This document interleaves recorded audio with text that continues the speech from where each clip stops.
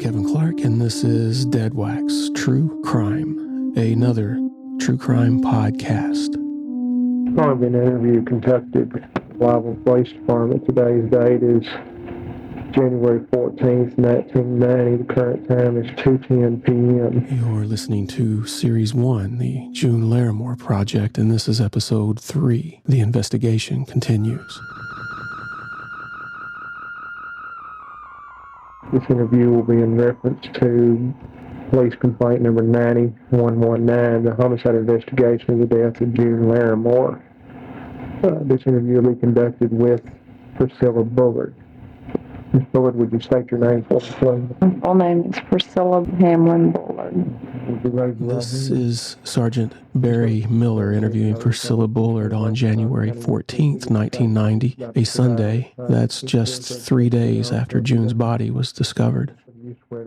Let's listen. So I know that this is a very trying time for you. The victim, June, was a close personal friend of yours. So at any point, you need to stop. Just stop. I understand that June confided in you quite a bit over the past few years, and that you possibly have some information that may help in this investigation. This tape is difficult to understand. I've cleaned it up quite a bit, but there is a noise, a atmospheric eraserhead type noise in the background. And Priscilla Bullard's voice, thinned by grief, cracks and breaks in places. A lot of these tapes that I've acquired are like this. They're less like recordings and more like a misty memory fogged by time. I have the advantage of the original transcript, headphones and transport controls to rewind and listen again and again, so I'll supplement these distant voices when needed. I understand there is a diary that was kept that had some things in it that she has confided to you, some things about an affair, possibly some things about suspicions of drugs. Sergeant Miller is prompting Priscilla Bullard to talk about a secret diary, an affair, and suspicions of drug use by Greg Larimore. I know she kept a diary. I know that she kept it hidden from Greg, and that Greg did not know that she had it. She kept it hidden from him because of what it contained. Most likely.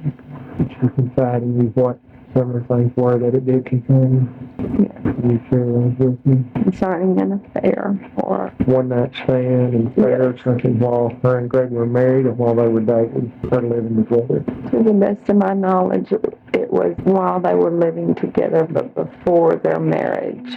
A secret diary, one June kept hidden from her husband.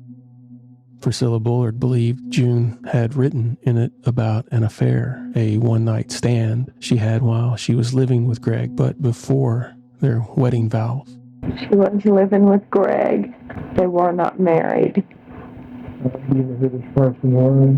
Was this an affair or was this just a one-night thing? This was a one-night thing. Did you know who it was? I didn't know his name. Did you know where he worked? June had told me that he was a police officer. He was a nice-looking guy, and he lived in Capri Apartments. He had stopped her for speeding or something, and it had turned out to be him. Priscilla Bullard says this alleged affair was with a nice-looking guy who lives in Capri Apartments, and that he is a police officer. Sergeant Miller received this information on January 14th, 1990, a Sunday. 2 days later, when Sergeant Miller wrote his supplement concerning this interview, the words police and officer do not appear anywhere. Here's what Sergeant Miller put in the official record. On January 14th, 1990, the undersigned officer did meet with Ms. Priscilla Bullard, who indicated to the undersigned that she was the best friend of the victim, June Larimore. In a sworn taped statement from Ms. Bullard, she related to the undersigned that she knew June very well, and that she knew for a fact that June did keep a diary. She further related that June did keep the diary hidden from Greg due to some of the entries in the diary. She related to the undersigned that June did inform her at one time the diary did contain information with regard to a one-night stand that she had had with another person while living with Greg prior to their marriage. Sergeant Miller replaced the words police officer with the words another person. I can't find a single other mention of this police officer who lived in Capri Apartments anywhere in the records that I have. I can't find any indication that police made an effort to identify this police officer. But they did make an effort to find the diary. You solemnly swear the evidence you're about to give will be the truth, the whole truth, and nothing but the truth, so help you God? Yes, sir. State your name and your occupation for the record, please. Sergeant Barry Miller. I'm employed with the Blytheville Police Department as a criminal investigator. Miller, you've handed me an affidavit to search premises described as 831 East Walnut Street in Blytheville, Arkansas. That's correct. And this is in connection with the murder of June Larimore. Yes, sir. You mentioned a confidential informant here in paragraph 1 of this affidavit. Tell me what relationship, if any, this informant has to this June Larimore. Informant named here as a very close friend of Miss June Larimore, the deceased. Well, do you know anything about their closeness? How has it evolved? They went to school together. They grew up together and were close friends throughout life, to the best of my knowledge. All right, based on what's contained in this affidavit and that information, I'm going to grant the search warrant. Again, the interview with Priscilla Bullard took place on Sunday. What you just heard was recorded the next day, Monday the 15th. It seems Sergeant Miller recorded the entire process of obtaining the search warrant. That was Judge Max Harrison's voice, Blytheville, Arkansas, responding and granting the search warrant. What stands out to me about the affidavit for the search and seizure warrant is the mention of a confidential informant. Sergeant Miller signed off on this affidavit. He listed 5 facts constituting cause. The first one, and I quote, "On January 14th, 1990, a confidential informant provided information to the undersigned that a diary of the victim, June Larimore, was hidden in the residence above described. The informant stated that he had seen the diary and had been informed of the contents of the same by the victim, June Larimore. Said diary would provide information regarding events leading to her death." I originally thought that the confidential informant was Priscilla Bullard, and maybe Sergeant Miller wanted to keep her name out of the official record for some reason. But no, if you look closer, Sergeant Miller genders the confidential informant with the pronoun he, and Priscilla Bullard is mentioned later in the affidavit. So we have a secret diary and a confidential informant. This confidential informant, who is he? And could he be listening right now? And if so, will he reach out?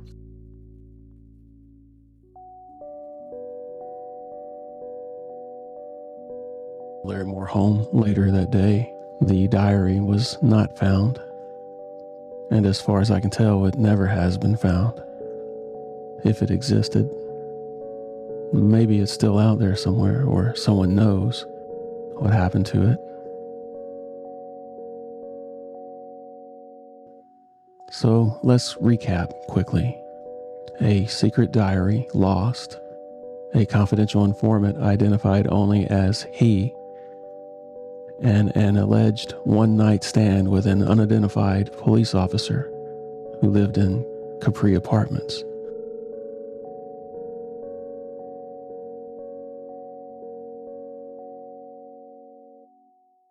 Okay, let's switch gears and go back to the crime scene. Barry, Evidence collection. is there any way possible they could, somebody could roll her? We've been rolling her this way. Why don't you come over Okay. here and we try it that way?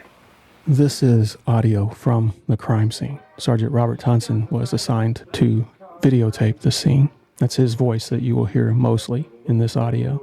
Detective James Sanders was put in charge of identifying and marking evidence at the Weapon scene. used in the incident seemed to have come from a rack in the kitchen.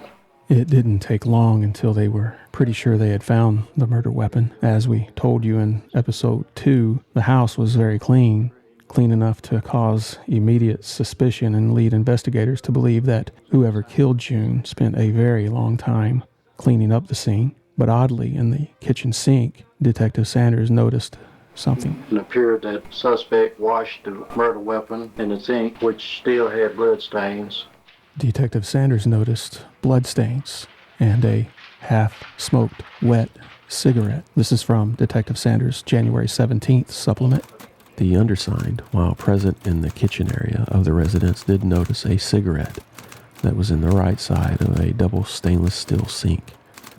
That brought the undersigned's attention to the kitchen countertop area. Through further examination of the countertop area, the undersigned also noted the cabinet top to be a butcher block style Formica top, and did notice a blood-water mixture trail leading from the stainless steel kitchen sink and droplets of water leading up to a butcher knife block that contained several butcher knives. An examination of these knives revealed a knife located in the block that was believed to have been the murder weapon.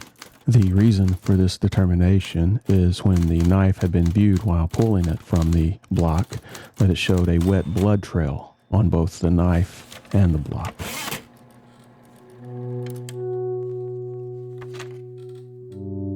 It showed a wet blood trail. Wet. That could be an important word there. According to Detective Sanders' supplement, he first learned of the homicide at 11:45 a.m. Calculate travel time to the scene and at least a few minutes before he spotted the blood stains. That means that the knife Sanders described as wet was still wet around noon on January 11th. So from the kitchen, we have blood drops, a potential murder weapon, and a half-smoked wet cigarette in the sink. The blood drops are tested. It was human blood, but there was not enough to tell whose blood it was. The knife was tested, and again, blood was found, but not enough to identify whose.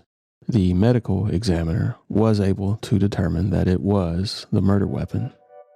The cigarette was also tested. The results of that test indicated that the cigarette was not smoked by June or Greg Larimore. Someone else likely smoked that cigarette. I won't get into the science of the test here, but I'll put all the science I have on it on our Patreon account if you're interested in digging deeper. Now to the bedroom where June was. The bedroom is about 12 feet by 10 feet. The focal point is the bed, arranged in a far corner. The muted floral pattern of the blue fitted sheet is now interrupted by two dark circles of blood. The edges of these circles are less dense, less dark. The centers are nearly black. The walls, painted a creamy white, are now smeared and splattered red. There's a pattern, the geometry of a struggle. A manic back and forth hand-like smear suggesting a final desperate attempt to gain purchase of anything stable presents itself on the wall near the lone pillow left on the bed. June Larimore fought. She did not want to go, but her hands, slippery and red, would capture nothing. Numerous blood stains on the walls of the bedroom, which indicated that the subject was, in fact, possibly laying on the bed at the time of the first stab entry.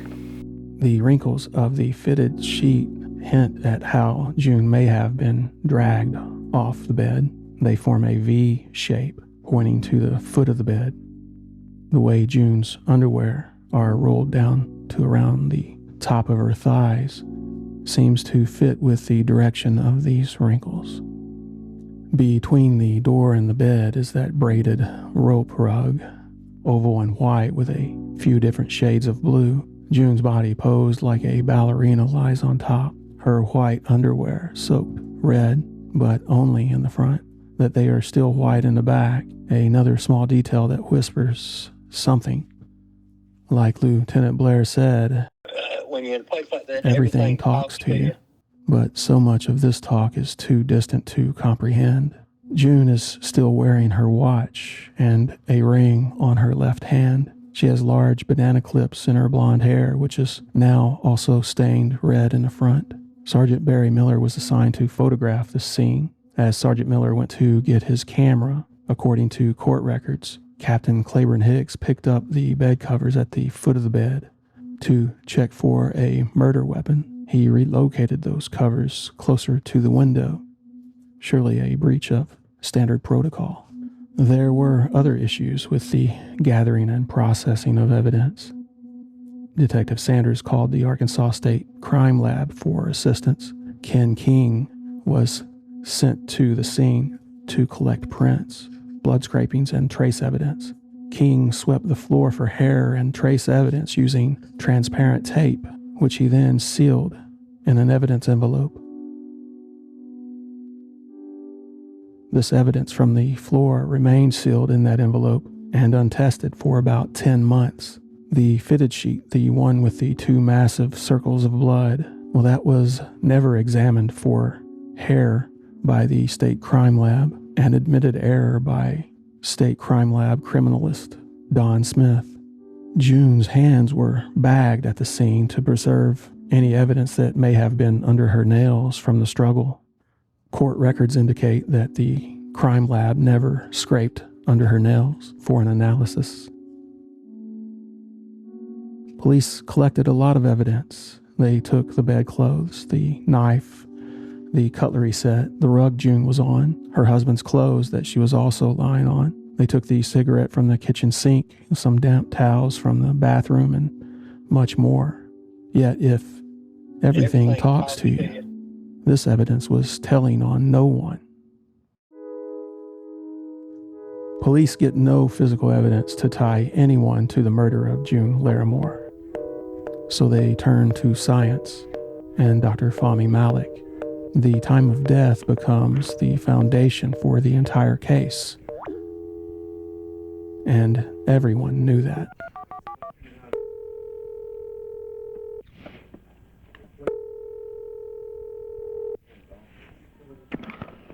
Supply.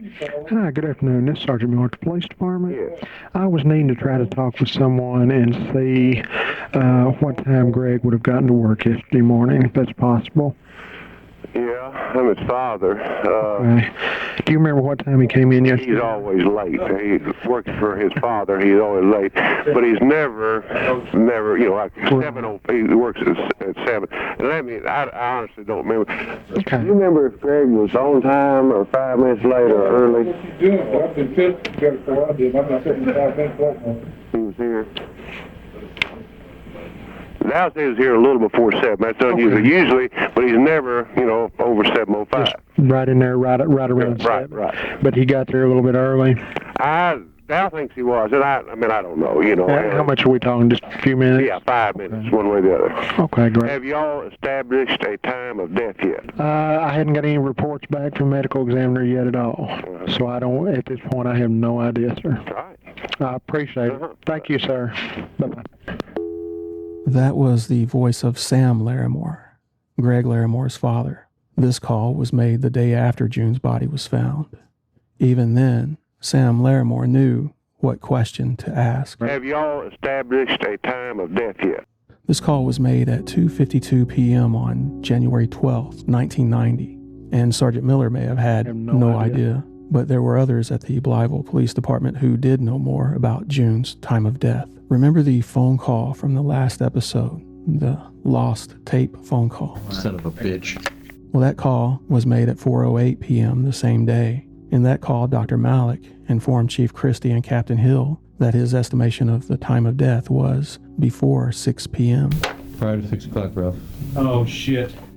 But earlier that same day, Dr. Malik had already given Captain Hill an estimation of June's time of death. Shortly after Malik completed the autopsy, he told Captain Hill his estimation of June's time of death was between 6 a.m. and 7 a.m. But Captain Hill responded to that information by informing Dr. Malik that Greg Larimore had an alibi for that time. So, to be clear, According to court records, Dr. Malik was told by Captain Hill that Greg Larimore had an alibi if the time of death was between 6 a.m. and 7 a.m. Then, just a few hours later, apparently without learning any new information, Dr. Malik changed his estimation of the time of death to before 6 a.m. Then, days later, on January 16th, 1990, a Tuesday, Dr. Malik's third and final estimation of June's time of death was adjusted to between 1 a.m. and 2 a.m. The next day, police get a warrant for Greg Larimore's arrest. The arrest of a Blytheville man is sending shockwaves through that Arkansas town. The husband of a stabbing victim in Blytheville has been charged with first-degree murder. Investigators say he stabbed his wife 130 times in one of the most brutal murders in Blytheville's history. Police Chief Larry Christie arrested 27-year-old Greg Larimore this afternoon. Media outlets descended upon Blytheville. In the northeast part of Arkansas, Blytheville is in the Memphis media market mostly. Here's to you, Memphis. The Little Rock news outlets were 3 hours away. Most folks in Blytheville got their news from the local daily paper, the Courier News. There was a weekly paper also, the Village News. The reporting in the Courier News the Friday after June was found was done by Deb Cooper. The headline on the front page and above the fold, Blytheville woman slain in savage attack. Below that, 3 columns in that newspaper font that tells readers all that they're allowed to know. And then there's the photo, that half-toned image of June smiling, and below that, the simplest of captions, June Larimore. Now, I've not had any luck finding the writer of that article, Deb Cooper, but I was able to track down the staff writer for the Village News, Michelle Romano. I worked for the Village News. It was a weekly newspaper there in Blytheville. I just remember right after it happened, the initial shock, because, I mean, you're talking about a pretty predominant family that most people knew, and there was just this sense of fear in the community that there was some killer out there in our community. It was crazy. People came in from Memphis and Jonesboro, just that whole media frenzy like you would expect. And everybody was just trying to get information. So, like the courthouse at that arraignment, I mean, there were tons of media representatives there, and everybody was trying to snap pictures and get quotes and ask questions. And I think the fact that, like I said, when you think of the Larimores and Blytheville, they were a very prominent family, and it drew even more attention. Anytime you have a murder, it's going to draw attention. But when it's a family that almost everybody knows, it's a small town, so everybody knew them. And I think that impacted, too, the media's reaction. Can anyone ever feel ready for something like this? Whether you're with the media, with the police, part of a collective like a town, or just an individual citizen like I was. I don't think any of us in our quiet little town was ready for this or for what was coming. I think that is part of the reason why this crime has stuck with me for so long. It's cliche to say that it was shocking, but it was at a visceral level. I still recall how I felt when I heard the news. I drove around town that evening after dark. The streets were uncharacteristically empty. The air felt heavy and thick and quiet. The only real sound was the drone from the interstate just east of town. That ever-present drone was more ominous that night. The atmosphere was grieving. I could feel it, and I could hear it. After Greg Larimore's arrest, the town started to take sides. Letters to the editor of the newspaper started. There were lots of opinions and lots of rumors. I think he was found guilty before he even was arrested, in the minds of people. This is just me talking, but I don't believe his father was all that popular. And I kept hearing all the time, it doesn't matter what he did to her, the family will take care of it. I heard that Greg was arrested and all that crap yesterday, and I just can't believe that Greg would be able to do anything like that. I thought Greg killed her. That's exactly what I thought. And I know a lot of people didn't think there was any way that he did that, but I just thought I never hesitated thinking that. Deep down in my heart, the Greg that I knew, I don't think he could do that. I really don't. That was journalist Sandra Brand. Gwen Moody, a friend of Greg Larimore, Kay Conley, a co-worker of June's at Walmart, and Tammy Clark, a former girlfriend of Greg Larimore, and she is also my sister.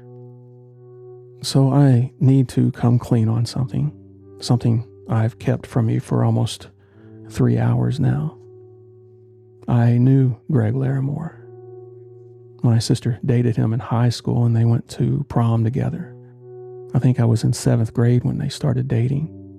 Now, I've never had many positive male role models in my life. My mom never remarried after my dad was murdered. She had boyfriends, but they were always either married or abusive. I remember sitting on the couch in our little apartment when my sister brought Greg over for the first time. He was so tall he had to duck to get in our door. I knew who he was, the local basketball star. I knew who his family was. I knew his family was wealthy, and I knew that they had that beautiful house on Main Street. I also knew who we were. We were literally from the other side of the tracks, living off of our dad's Social Security and what our mom could make as a waitress at the Holiday Inn and her job at a local discount store. I was starving to try to make sense of the masculine role in the world, so I would watch Greg when I could. He seemed different than my mom's boyfriends. He seemed happier and safer. A very brief description of my mom before we go any further. She was undiagnosed bipolar, severely bipolar, for most of her life. She self-medicated a lot, and she was at times very volatile, particularly with my sister. One weekend, my sister and Greg were out on a date. I think they were out at the river at a bonfire. Greg's car got stuck in the mud, so it was very late when they got home and they were covered in mud. My sister asked to borrow Mom's car to take Greg home, but Mom was in a mood, and it's difficult to explain what that means, in a mood. I remember so many times walking home from school and a friend would ask if they could come over and hang out, and I'd say yes, and then I'd remember Mom, and the entire way home I would pray that Mom would be okay and she wouldn't embarrass me. Well, on this night, Mom was not okay, and she let everyone know it. This woman had a vocabulary of profanity that dripped from her tongue. She never graduated high school, but she was well-read and sharp-witted. Her vitriol was steeped in humor and a southern accent that got thicker as the whiskey contaminated her blood. She could tell you to go fuck yourself in 1,000 ways, and they were all pretty clever and kind of funny. My sister was standing in our living room with 6'9" of Greg Larimore behind her. Mom unloaded on both of them with a profanity-laden tirade that sounded like it came from an X-rated version of Gone with the Wind.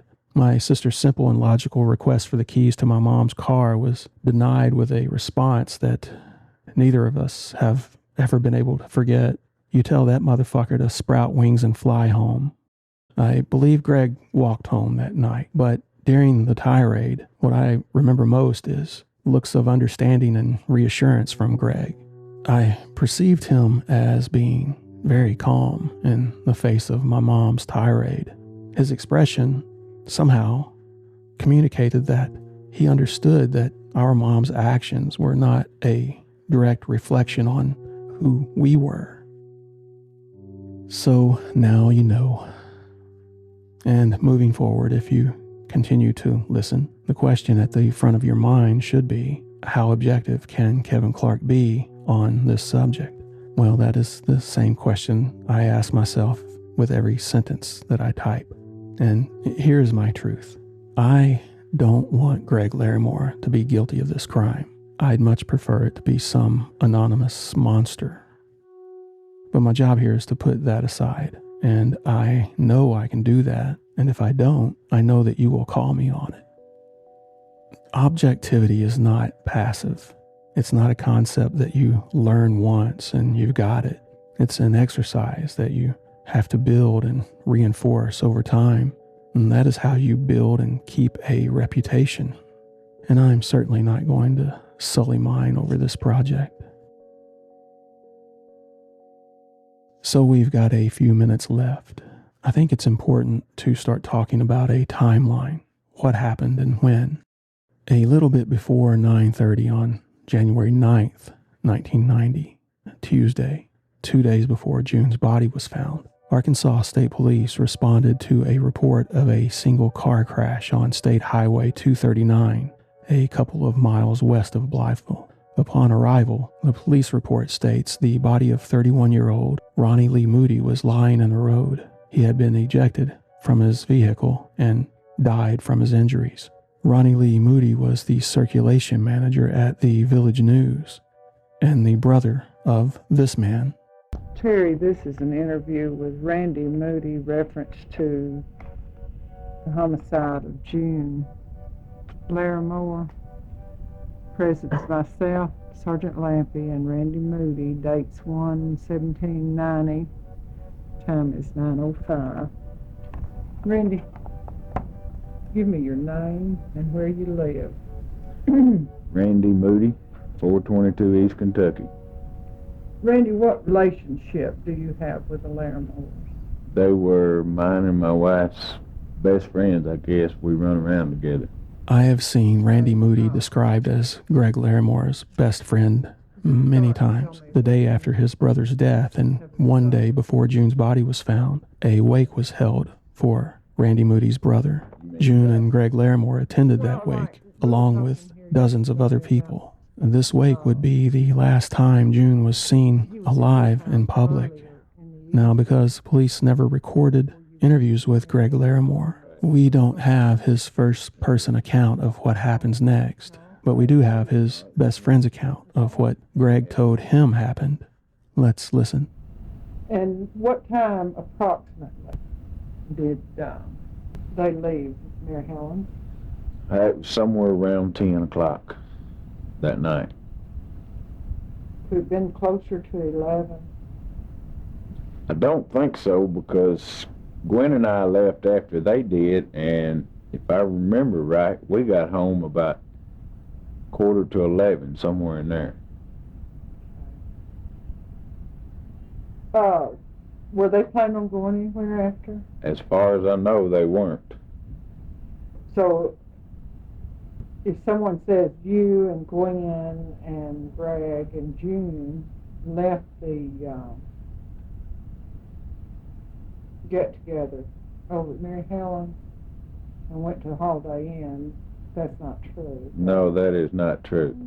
This was and still is a rumor that gained a lot of traction in town, that Greg and June went to a nightclub inside the local Holiday Inn after leaving the wake. The rumor would say that June was murdered in a drug-induced rage. I've heard cocaine mentioned and LSD as well. The records I have show zero proof that this happened, but I don't have anything to refute it either.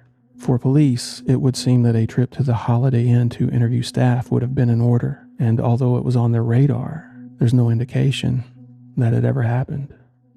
You talked to Greg since this happened? Yes, ma'am. Several times. Okay, what did he tell you about this? He said that when they left my aunt's, that they went straight home, and he ate a piece of steak that was left from the night before and fell asleep on the couch. And then sometime in the night, I think he said around 3, he got up and went to bed, and then around 6 he woke up and got dressed and went to work. What did he say about Gina? He said when he left that she was alive and well. Was she asleep? Yes, ma'am. She was asleep in the bed. He left her asleep in the bed. Okay, and he left the house at what time then? He said somewhere 6:30, 20 minutes till 7, somewhere in there. He didn't know exactly, but he said it was somewhere in there, because he said he was open up at the business by 7 o'clock. We have several accounts of Greg and June leaving the wake around 10 p.m. As for what happened after, all we have is what police said, Greg Larimore said. But that lines up, for the most part, with the account you just heard Randy Moody give.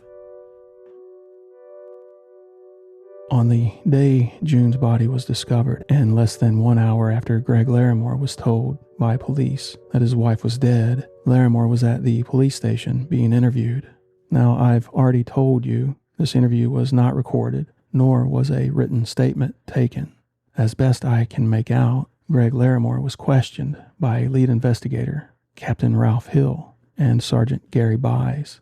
According to the supplement filed by Sergeant Buys, Captain Hill pressed Greg Larimore about the nature of his relationship with his wife from Sergeant Buys' supplement.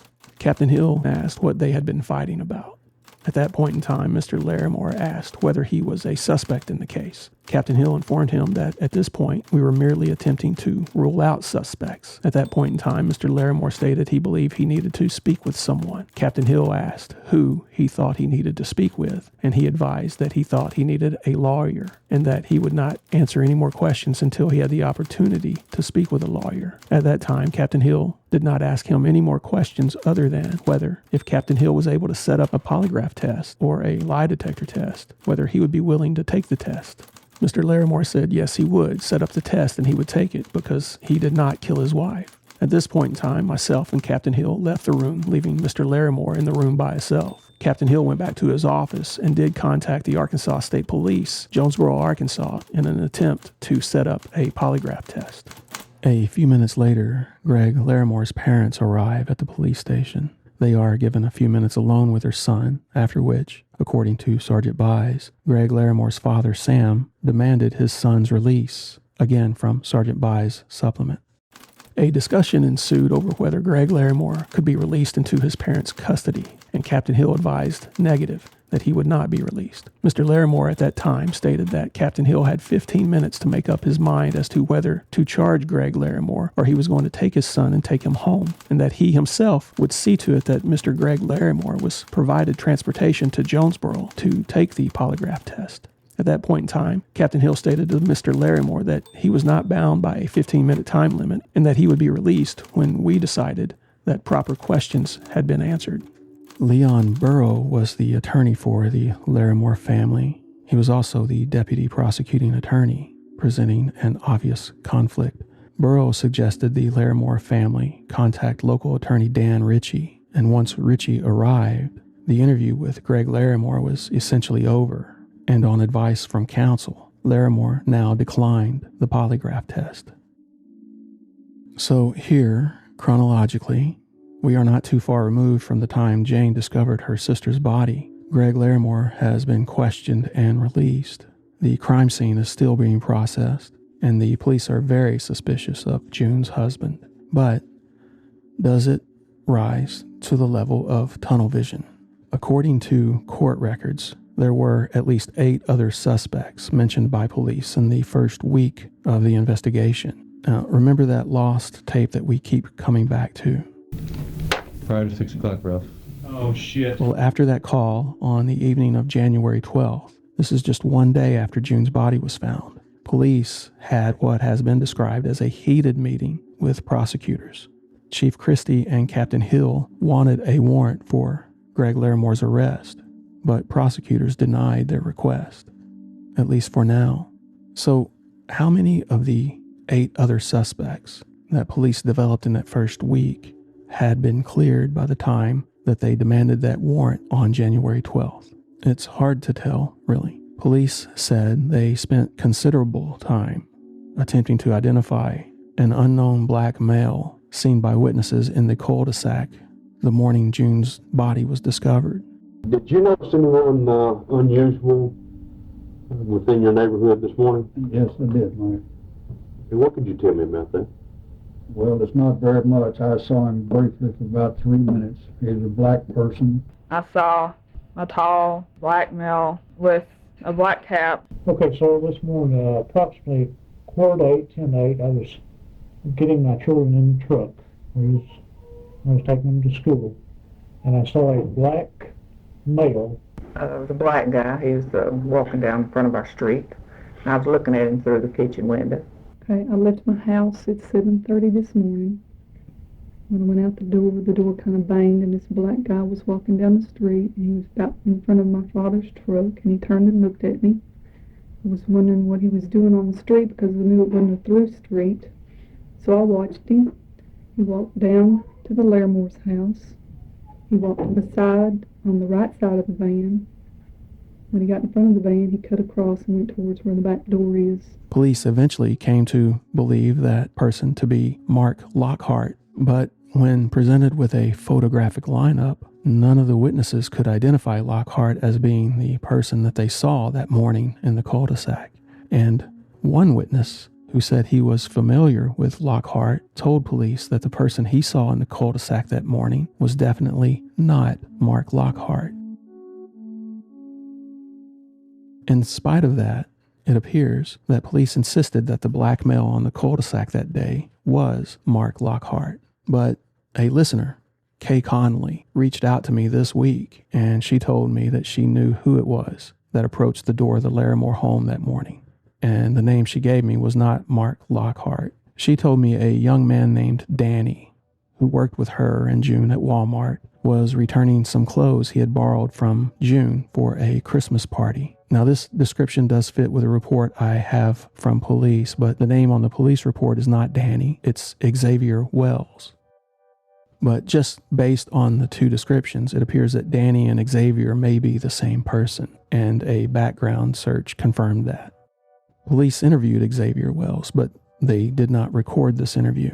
He was read his Miranda rights, and he was photographed for a lineup, and just as with Mark Lockhart, none of the witnesses could identify him as the person that they saw that morning.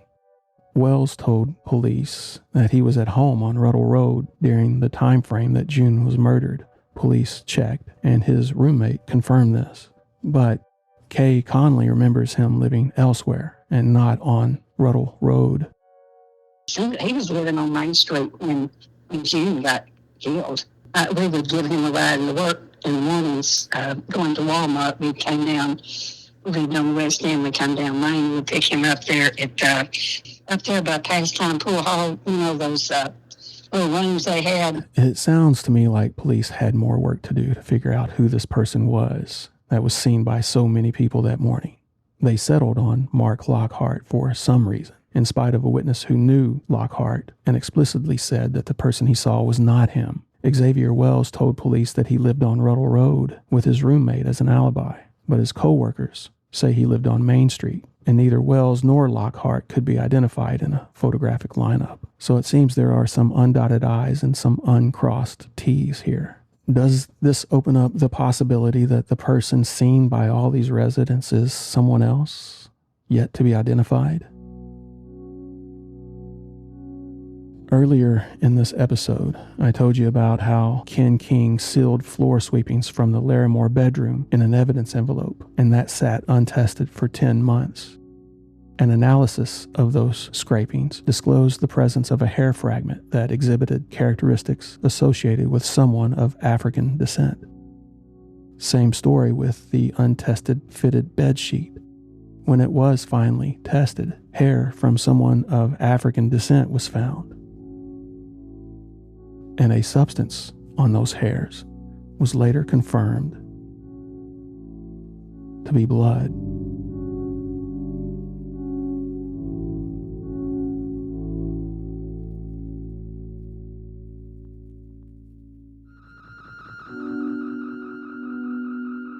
Next time on Dead Wax True Crime, we get to know June Larimore beyond her status as a victim. Dear Greg, Merry Christmas. As you know, I've always been able to write what I feel better than saying it.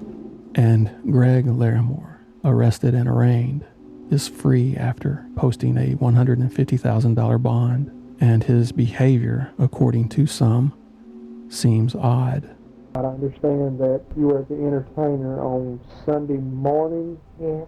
And that you observed Greg Larimore there? Yes. Could you just tell me in your own words what you observed? He was with a woman. They were dancing. The woman sat up on his lap. She kissed him. They slow danced. And she sat on his lap, and they were having a good time. And a pizza delivery driver's story about a delivery to the Larimore home raises some eyebrows. Did you notice anything unusual or out of the ordinary there or anything? Yes, sir. You could hear loud barking on as it was soon as you turned the corner there. After you pulled up in the driveway and went to the door, which door did you go to, the front one or the side door? I went to the front door. Okay. And did someone meet you at the door? Yes, sir. A lady met me at the door. Could you describe her? about 5'7", 5'8". She had black hair, and she come up with the money, and she says, Greg, the pizza's here. Greg, the pizza's here? When I was about to leave, she told me, she said, don't think anything is going on because I have to slam the door. So don't think I killed anybody. She said, don't think I killed anybody? Dead Wax True Crime is a production of Stories of the American South. It is researched, written, and edited by me, Kevin Clark. If you have information about what happened to June Larimore, please contact us at our website. That's deadwaxtruecrime.com. And if you want to hear more and see more, please consider subscribing to our Patreon account. Paid subscribers get early access to episodes as well as access to exclusive content in the form of weekly updates and our Friday document dumps of original police documents, photos, and video. Go to patreon.com/deadwaxtruecrime. And thank you for listening.